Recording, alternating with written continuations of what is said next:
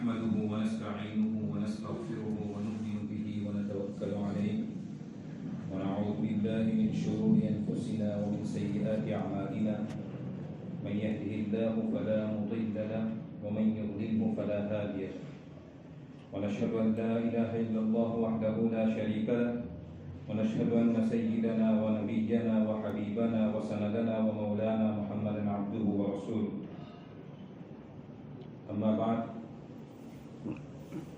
قال الله تبارك وتعالى في القرآن المجيد والفرقان الحميد أعوذ بالله من الشيطان الرجيم بسم الله الرحمن الرحيم يا أيها الذين آمنوا لا تأكلوا أموالكم بينكم بالباطل إلا أن تكون تجارة عن تراض منكم ولا تقتلوا أنفسكم إن الله كان بكم رحيما وقال النبي صلى الله عليه وسلم لا يحل مال امرئ مسلم إلا بطيب نفس منه وقال النبي صلى الله عليه وسلم المسلم من سلم المسلمون من لسانه ويده صدق الله العظيم وصدق رسوله النبي الكريم ونحن على ذلك من الشاهدين والشاكرين.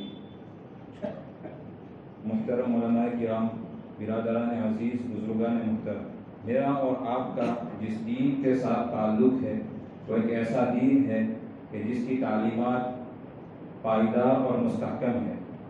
اس کی تعلیمات میں کسی قسم کی کوئی خرابی نہیں ہے. خود اللہ رب العزت نے اس دین کو ہمارے لیے پسند فرمایا.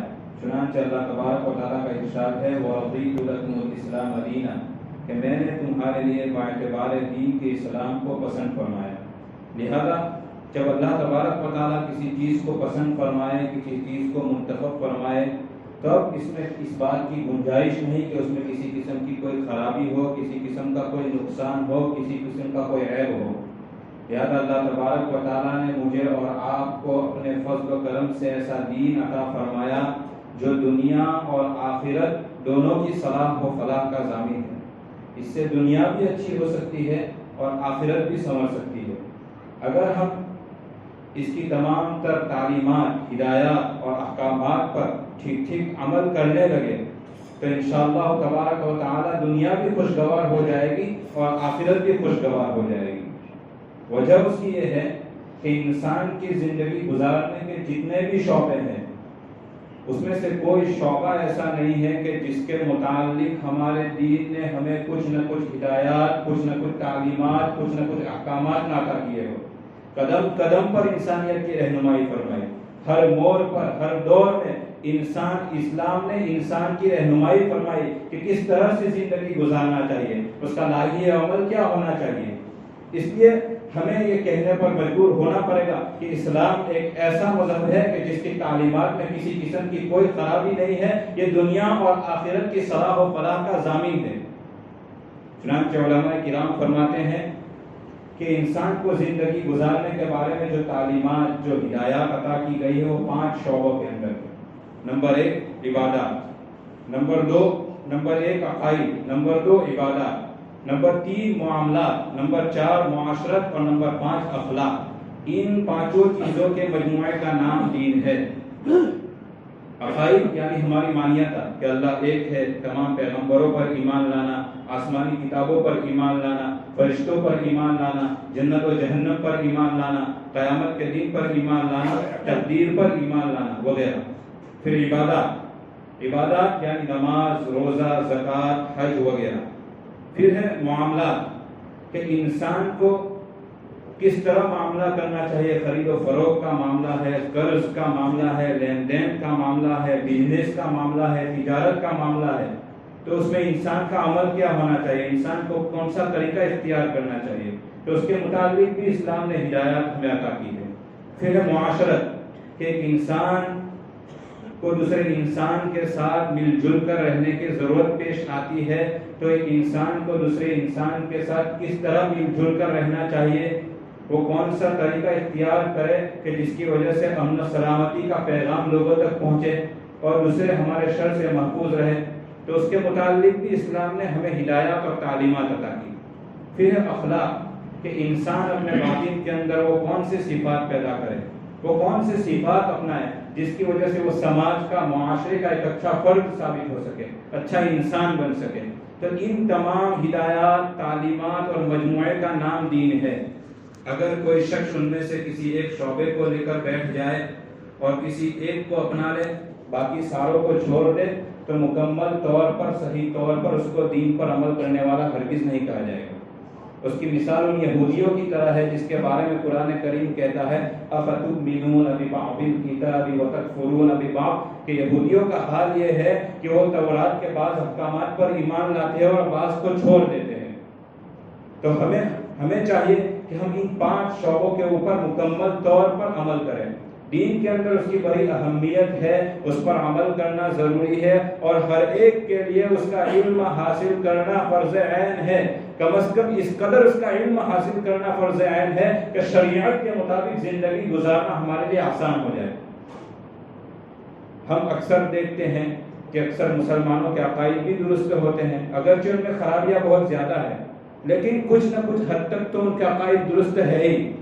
پھر عبادات کا بھی شوق ہے، اس لیے مسجدوں کے اندر آتے ہیں، وعظ و نصیحت سنتے ہیں، دینی مجلسوں کے اندر جڑتے ہیں، لیکن بقیہ جو 3 شعبے ہیں، معاملات، معاشرت اور اخلاق، اس میں آج کل بہت زیادہ کمی کوتاہی ہے، اس کی طرف کسی کی کوئی توجہ نہیں ہے۔ تو ہمیں چاہیے کہ ان بقیہ 3 شعبوں کی طرف بھی کچھ نہ کچھ توجہ کرے۔ معاملات، کہ میں خرید و فروخت کا معاملہ کر رہا ہوں، میں کسی سے کوئی چیز لے رہا ہوں، کسی کو کوئی چیز بیچ رہا ہوں، تو اس خرید و فروخت کے اندر، اس لے بیچ کے اندر کوئی حرام چیز کی آمیزش تو نہیں، کسی حرام چیز کی ملاوٹ تو نہیں۔ میں کسی جگہ ملازمت کر رہا ہوں، نوکری کر رہا ہوں، تو اس سے جو سیلری مل رہی ہے، اس سے جو تنخواہ مل رہی ہے، وہ میرے لیے حلال ہو رہی ہے یا حرام ہو رہی ہے؟ یا میرا جو ملازمت کا وقت مقرر ہے، نوکری کا وقت مقرر ہے، اس میں کوئی کٹوتی تو نہیں کر رہا ہوں؟ اگر کوئی کٹوتی کر رہا ہوں یا وقت چوری کر رہا ہوں، تو اس کٹوتی کیے ہوئے وقت کے مقابلے میں، اس چوری کیے ہوئے وقت کے مقابلے میں مجھے جو تنخواہ مل رہی ہے، مجھے جو سیلری مل رہی ہے، وہ میرے لیے حلال ہوگی یا حرام ہوگی؟ تو اس کی فکر کرنا۔ یا میں کسی کی کوئی چیز استعمال کے لیے لے رہا ہوں تو ناحق ظلم کر کے تو نہیں لے رہا ہوں، اس کی رضامندی کے ساتھ لے رہا ہوں، یا کسی کے اوپر ظلم، زبردستی یا دباؤ ڈال کر لے رہا ہوں؟ حالانکہ اللہ کے نبی علیہ السلام نے حدیث مبارکہ میں فرمایا لا يحل مال امرئ مسلم الا بطیب نفس منه، محض اتنی بات نہیں کہی کہ اگر کوئی شخص کسی دوسرے کا مال اجازت سے لے لے تو اس کے لیے لینا جائز ہوگا، بلکہ حدیث کے الفاظ پر غور کرے تو اللہ کے نبی علیہ السلام فرماتے ہیں کہ خوش دلی کے ساتھ، رضامندی کے ساتھ لے گا تبھی جائز ہوگا۔ لہذا اگر کوئی شخص کسی سے کوئی چیز لیتا ہے اور سامنے والا شخص محض شرما شرمی کے اندر دے رہا ہے، یا کسی کے پریشر میں آ کر یا دباؤ میں آ کر دے رہا ہے، تو اس کے لیے لینا جائز نہیں ہوگا۔ تو اس کی فکر کرنا ہمیں۔ لیکن آج کل معاملات کی طرف کسی کی کوئی توجہ نہیں ہے، یہاں تک کہ دوسری قوموں کے اندر ہمارا تعارف، ہماری پہچان، ہماری امیج یہ بن گئی کہ مسلمان قوم ہے ہی مس گائیڈ کرنے والی، دھوکہ دینے والی، چوری چکاری کرنے والی، لوٹ مار کرنے والی۔ ہم نے اپنے طرز عمل کے ذریعے سے یہ پیغام دوسری قوموں کو پہنچایا۔ ہم سوچتے ہیں کہ ہم یہاں رہ رہے ہیں اور یہ بات کسی نے امریکہ کے اندر کہی ہوگی، جاپان کے اندر کہی ہوگی، یا ملک کے کسی دوسرے کونے میں کہی ہوگی۔ نہیں، یہ بات نہیں ہے، ہمارے قریب ہی کا واقعہ ہے، پیرامن کا۔ ایک مرتبہ ہمارے حضرت مولانا مفتی عارف صاحب دامت برکاتہم العالیہ نے دوران درس ایک واقعہ سنایا کہ میں پیرامن والے باجی کے پاس ملاقات کے لیے گیا، تو انہوں نے ایک واقعہ سنایا کہ میرے گھر کے قریب میں جو چرچ ہے، پیرامن میں جو راستے کے بازو میں جو چرچ ہے، اس کا ایک پادری ہے، اس نے کسی مسلمان کی زمین پر ناحق قبضہ کر لیا، ہتھیا لیا تھا۔ اب وہ مسلمان بار بار اس کے پاس جا رہا ہے، منت و سماجت کر رہا ہے کہ میری زمین کو واپس کر دو، تم میری زمین کو دے دو، لیکن وہ پادری ہے کہ دینے کا نام ہی نہیں لے رہا ہے۔ آخرکار کسی نے اس کو مشورہ دیا کہ اس پادری کا جو گرو ہے اس کے پاس آپ چلے جاؤ، شاید کوئی مسئلے کا حل نکل آئے۔ تو مسلمان کیا نہ کرتا، مرتا کیا نہ کرتا، تھک ہار کر اس گرو کے پاس گیا کہ شاید کوئی امید نکل آئے اور اس کی زمین واپس مل جائے۔ تو اس گرو کے پاس جا کر اس نے کہا کہ آپ کا جو شاگرد ہے، آپ کا جو مرید ہے، اس نے میری زمین ہتھیا لی ہے، ناحق طریقے سے اس پر قبضہ کر لیا ہے۔ تو اس گرو نے کاغذ کے اندر کچھ لکھ کے دیا اور کہا کہ جاؤ، جا کر میرے شاگرد کو دے دینا۔ تو مسلمان گیا اور کاغذ لے کر اس پادری کے پاس آیا اور کہا کہ آپ کے گرو کے پاس گیا تھا آپ کی شکایت کرنے، اور تو آپ کے گرو نے ایک کاغذ دیا ہے، اس میں کچھ لکھ کر دیا ہے مجھے۔ تو جیسے ہی وہ پادری دیکھتا ہے پڑھتا ہے تو فوراً کہتا ہے کہ میں آپ کی زمین چھوڑنے کے لیے تیار ہوں، میں دے دیتا ہوں، میں نے آپ کی زمین پر جو ناحق قبضہ کیا تھا میں اب چھوڑ رہا ہوں۔ تو مسلمان پریشان ہو گیا، حیران ہو گیا کہ اتنے سال سے، اتنے مہینوں سے میں اس کے گھر کے چکر کاٹ رہا ہوں، اس کو کہہ رہا ہوں کہ میری زمین واپس کر دے، میری زمین واپس کر دے، لیکن وہ دینے کے لیے تیار نہیں۔ آخر وہ پرچی کے اندر کون سی بات اس نے لکھ دی تھی کہ جس کی وجہ سے فوراً قبضہ چھوڑ دیا اس نے؟ تو مسلمان کو جاننے کی تمنا ہوئی تو اس نے پادری سے کہا کہ آخر آپ گرو نے کون سی بات اس کے اندر لکھی ہوئی؟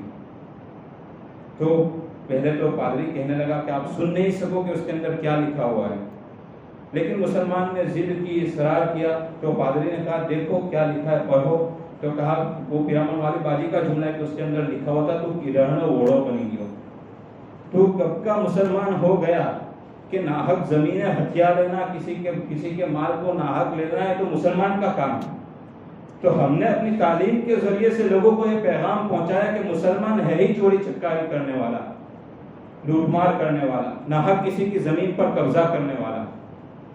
تو اب ہمیں چاہیے کہ معاملات کی طرف توجہ کرے کہ شریعت مطہرہ نے کیا گائیڈ لائن دی ہے، شریعت مطہرہ نے کیا تعلیمات ہمیں پیش کی ہے۔ حالانکہ ہم علی الاعلان یہ اعلان کرتے ہیں، علی الاعلان کہتے ہیں کہ اسلام جیسا مذہب نہ دنیا میں آیا ہے نہ دنیا میں آئے گا، اس کے مقابلے کا کوئی مذہب اگر کوئی قوم کے پاس ہے تو پیش کر کے دکھا دیں۔ یقیناً قسم خدا کی وہ پیش کر کے نہیں دکھا سکتے۔ ہم اس ملک اس اسلام کے دعوے دار ہو کر ہمارا حال یہ ہے کہ دوسری قوم کو یہ پیغام پہنچا رہے ہو کہ مسلمان ہے ہی مس گائیڈ کرنے والا، دھوکہ دہی کرنے والا، تو ہمارے لیے کتنی بدقسمتی کی بات ہوگی کہ اللہ تبارک و تعالیٰ نے صاف ستھرا پاکیزہ دین عطا کیا، لیکن ہم نے اپنے طرز عمل کے ذریعے سے اس کو ایسا بگاڑ کر رکھ دیا، ایسا توڑ مروڑ کر رکھ دیا کہ دوسری قوموں کو اسلام سے نفرت ہو گئی۔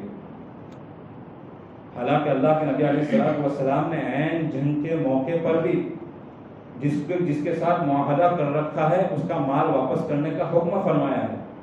چنانچہ جنگ خیبر کا واقعہ ہے کہ ایک چرواہا جو اللہ کے نبی علیہ السلام کو پہچانتا نہیں تھا، صحابہ کرام رضوان اللہ تعالیٰ علیہ اجمعین سے پوچھا کہ میں نے سن رکھا ہے کہ ایک شخص آیا ہے، وہ کہتا ہے کہ میں اللہ کا نبی ہوں، مجھے ان سے ملنا ہے۔ تو صحابہ کرام نے رہنمائی فرما دی کہ فلاں خیمے کے اندر اللہ کے نبی تشریف فرما ہے، آپ جاؤ ان سے مل لو۔ چنانچہ وہ چرواہا گیا۔ اب اس کے ذہن میں یہی تصور تھا کہ قوم کا سردار ہے، دو جہاں کا سردار ہے، نبی ہے، تو بڑے ٹھاٹ بات کے ساتھ رہتے ہوں گے، بڑی امتیازی شان ہوگی۔ لیکن اللہ کے نبی علیہ السلام ایک معمولی سے خیمے کے اندر تشریف فرما تھے۔ یہ دراصل یہ امت کو تعلیم دے رہے تھے کہ تواضع اور انکساری کے ساتھ رہنا چاہیے، کیونکہ بغیر تواضع اور بغیر انکساری، بغیر عاجزی کے انسان اللہ تبارک و تعالیٰ کا قرب ہرگز نہیں پا سکتا۔ چاہے لاکھ عبادتیں کر لے، لاکھ صف اولیٰ میں نماز پڑھ لے، لاکھ زکاتیں دے لے، لاکھ حج عمرہ کر لے، لیکن اگر اس کے اندر تواضع، انکساری، عاجزی اور عبدیت نہیں ہے تو اللہ تبارک و تعالیٰ کا قرب کبھی حاصل ہو ہی نہیں سکتا۔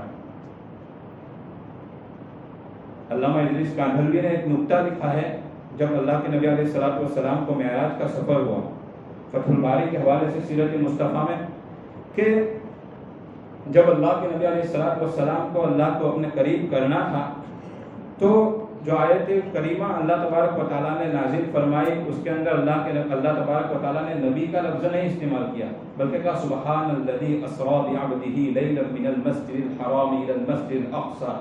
تو یہاں پہ عبد کا لفظ استعمال کیا، گویا کہ اس سے اس بات کی طرف اشارہ کیا کہ اے لوگو، اگر تم چاہتے ہو کہ اللہ تبارک و تعالیٰ کا قرب، اللہ تبارک و تعالیٰ کا قرب تمہیں اور اللہ تبارک و تعالیٰ سے تم قریب ہو جاؤ تو تمہیں صفت عبدیت پر آنا ہوگا، عاجزی، انکساری اور تواضع اپنے اندر پیدا کرنی پڑے گی۔ اور یہی تعلیم اور یہی سیرت طیبہ کا عکس صحابہ کرام رضوان اللہ تعالیٰ علیہ اجمعین تھے۔ چنانچہ حضرت عمر رضی اللہ تعالیٰ عنہ کے بارے میں دیکھیے کہ 22 لاکھ مربع میل پر حکومت کرنے والا جب شام فتح ہو رہا ہے تو اس حال میں جا رہے ہیں، شام کے اندر داخل ہو رہے ہیں تو حضرت عمر اونٹ کی لکیر پکڑے ہوئے ہیں اور غلام اونٹ کے اوپر سوار ہے۔ اسی طرح جنگ قادسیہ کا موقع ہے۔ جنگ قادسیہ مسلمانوں کی بہت بڑی لڑائی ہوئی تھی، کئی دن تک مسلسل لڑائی چلتی رہی، آخر میں اللہ تبارک و تعالیٰ نے مسلمانوں کو فتح نصیب کی اور مسلمانوں کو کامیاب کیا. سعد بن ابی وقاص اس جنگ کے سپہ سالار تھے، کمانڈر تھے. سعد بن ابی وقاص نے مال غنیمت تقسیم کرنے کے بعد ایک خط خوشخبری کا لکھا حضرت عمر کو اور ایک تیز رفتار اونٹ سوار کے ساتھ اس کو بھیجا. ادھر حضرت عمر کا حال یہ ہے کہ روزانہ مدینے کے باہر تشریف لے جاتے اس فکر کے اندر کہ کوئی اس طرف سے آنے والا مسلمانوں کی خوشخبری کی خبر لائے تاکہ میں مسلمانوں کا حال معلوم کروں کہ مسلمانوں کا کیا حال ہے. چنانچہ اس صبح بھی جس دن سوار اس خط کو لے کر پہنچا تو حضرت عمر نے دیکھا کہ ایک سوار آ رہا ہے. چنانچہ حضرت عمر اس کی طرف دوڑے اور لب کے اور اس کو پوچھا کہ تو کہاں سے آ رہا ہے؟ تو اس نے کہا کہ میں قادسیہ کی جنگ سے آ رہا ہوں اور مسلمانوں کے لیے خوشخبری لایا ہوں. تو حضرت عمر نے فرمایا کیا خوشخبری لائے ہو؟ تو اس نے کہا کہ مسلمانوں کو جنگ کے اندر کامیابی نصیب ہوئی ہے. حضرت عمر اس کے پیچھے پیچھے جا رہے ہیں اور وہ اونٹ چلانے والا تیز رفتاری کے ساتھ آگے بڑھ رہا ہے. حضرت عمر کیفیات، جنگ کی کیفیات اور تفصیلی احکام دریافت کر رہے ہیں. جب مدینے کے اندر داخل ہوتے ہیں تو سارے لوگ حضرت عمر کو دیکھ کر کہتے ہیں السلام علیکہ یا امیر المؤمنین، السلام علیکہ یا امیر المؤمنین، السلام علیکہ یا امیر المؤمنین. تب اس سوار کو خیال ہوتا ہے کہ کب سے وہ شخص جو میرے پیچھے پیچھے چلا آ رہا ہے وہ تو مدینے کا سردار ہے، وہ تو خلیفۃ المسلمین ہے، وہ 22 لاکھ مربع میل پر حکومت کرنے والا آدمی ہے. تو وہ ڈرا اور اس پر سے اترنا چاہا. تو حضرت عمر نے کہا بدستور چلے چلو اور اسی طرح جنگ کے حالات سناتے رہو. چنانچہ مدینے کے اندر داخل ہو گئے اور مسجد نبوی میں آ کر مسلمانوں کو خوشخبری سنائی کہ اللہ تبارک و تعالیٰ نے تم کو کامیابی سے ہمکنار کیا ہے. مسلمانوں تم کو اللہ تبارک و تعالیٰ نے کامیابی سے نوازا ہے.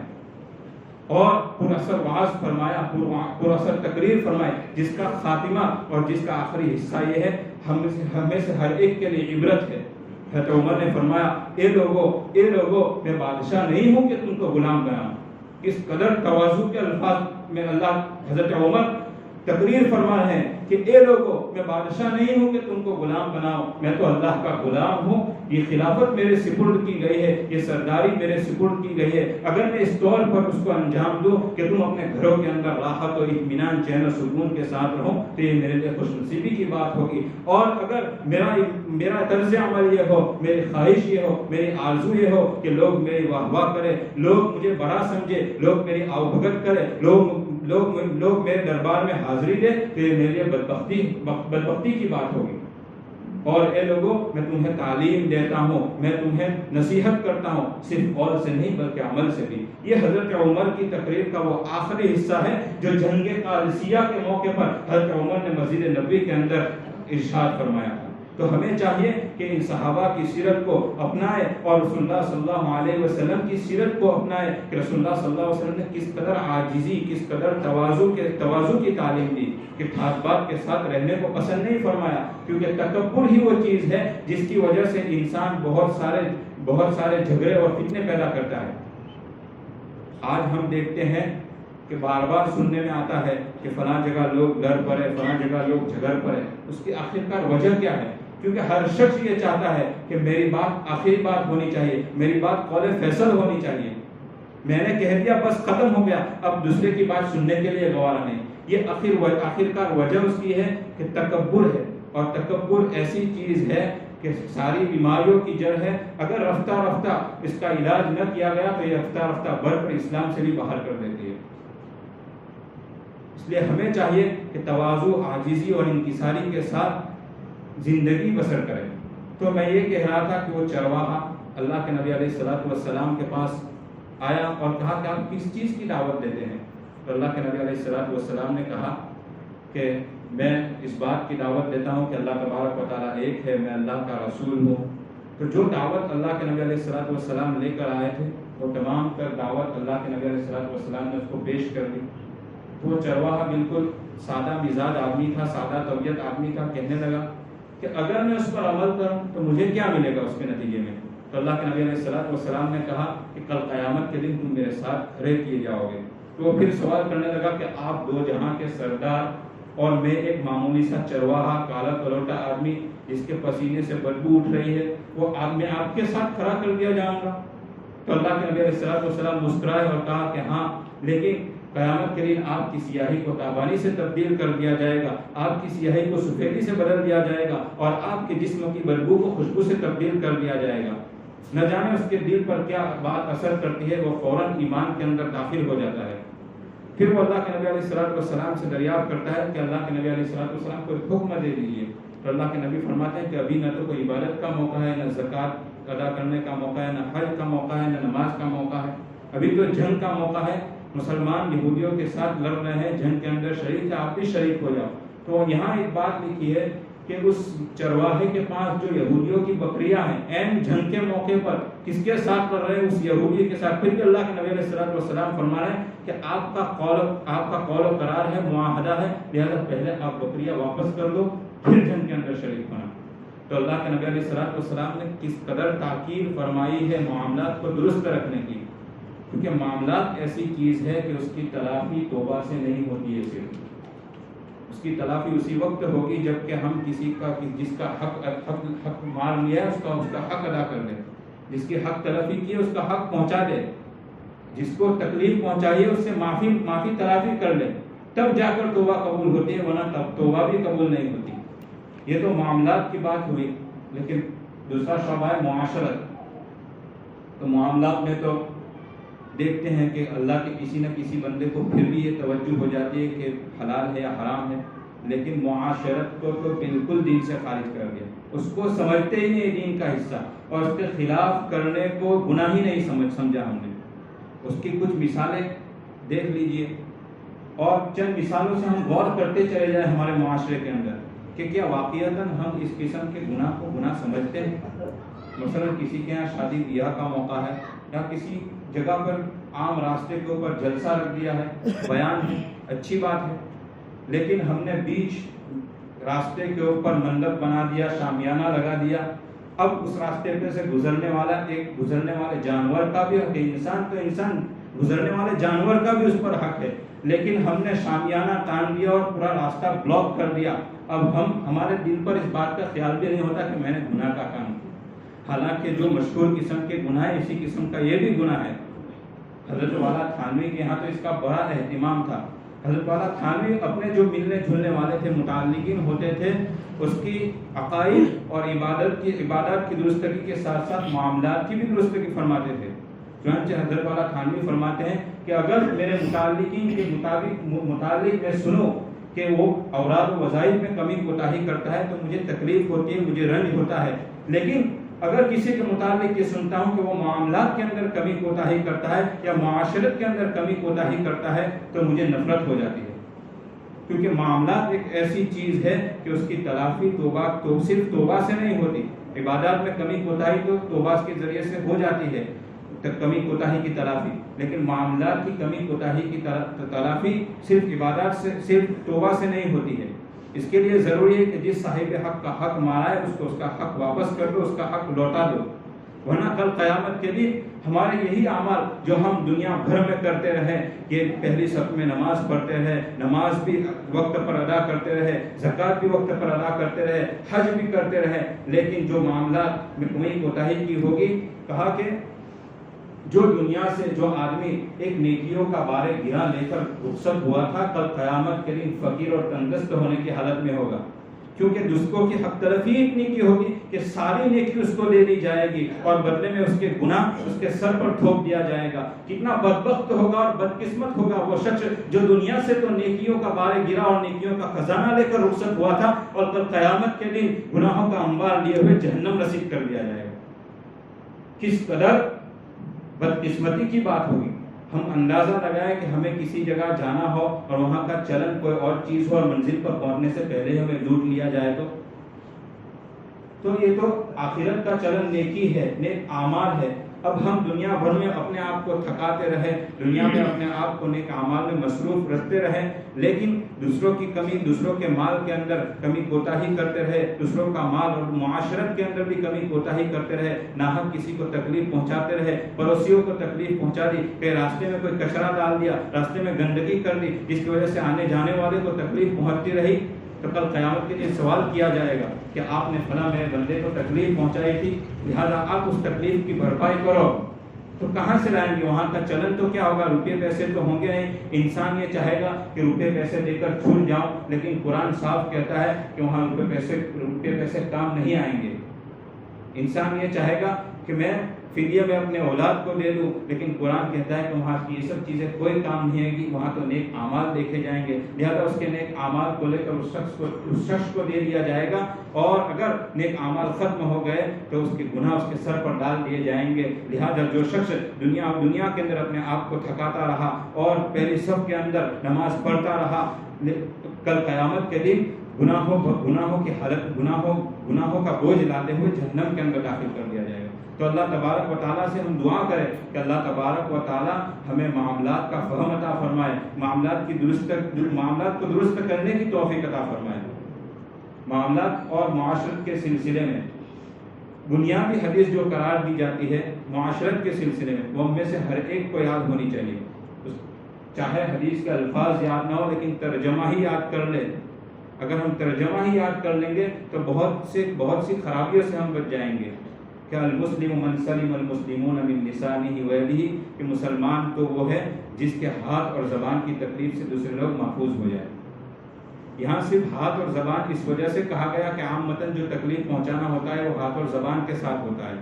اور دوسری حدیث ہے وہ یہ ہے کہ اپنے بھائی کے لیے وہی چیز پسند کرے جو اپنے لیے پسند کرتا ہے، اور اپنے بھائی کے لیے وہی چیز ناپسند کرے جو اپنے لیے ناپسند کرتا ہے۔ تو یہ دو بنیادی حدیثیں ہیں، اگر ہم اس کو یاد کر لیں تو بہت سی خرابیوں سے بچ جائیں گے۔ ہر کام کرنے سے پہلے یہ خیال دل میں آ جائے گا کہ میں جو دوسرے کے ساتھ یہ معاملہ کر رہا ہوں اگر میرے ساتھ ہوتا تو میرا کیا طرز عمل ہوتا، میں اس کو پسند کرتا، میں دوسروں کی بہن بیٹیوں کے بارے میں لبکشائی کر رہا ہوں، میں دوسروں کی غیبتیں کر رہا ہوں، میں دوسروں کے بارے میں بول رہا ہوں، میں دوسروں کی عزتیں پامال کر رہا ہوں، اگر یہ میرے ساتھ ہوتا تو میرا طرز عمل کیا ہوتا اس پر۔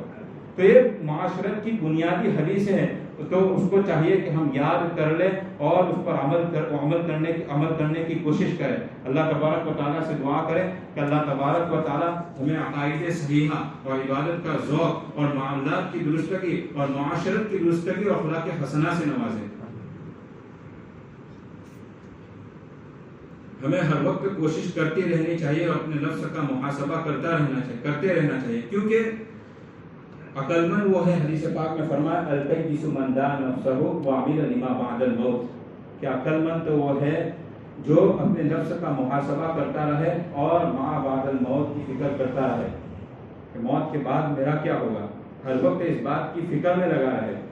اور دنیا کے اندر تو کہا کہ گزر جانا ہے، دنیا کے اندر ایسے رہو جیسے کہ ایک مسافر راہ چلتا ہوتا ہے۔ ہم میں سے ہر شخص بمبئی جاتا ہے تو وہاں عمارتوں کو بنانے میں لگ جاتا ہے کہ وہاں عمارت درست نہیں ہے، وہاں کی ایک چیز درست نہیں ہے، لاؤ میں سلائی کے لیے درزی کو دے آؤں یا میں معمار کو بلا کے اس کی تعمیر کرا دوں، نہیں، وہ جانتا ہے کہ میں تو 2 دن کے لیے سفر کے لیے آیا ہوں، واپس میرے وطن واپس لوٹ جانا ہے۔ تو ہمارا وطن تو آخرت ہے، دنیا کے اندر ایک مسافر بنا کر نیک اعمال کی صورت میں ہمیں لے جانا ہے کما کر کہ ہم مسافر بن کر آئے، اور ہمارا وطن تو آخرت ہے، لہذا ہمیں وطن آخرت کے لیے نیک اعمال کا تحفہ تیار کرنا ہے، لہذا ہمیں ہر وقت کوشش کرتے رہنا چاہیے، ہر وقت فکر کرتے رہنا چاہیے۔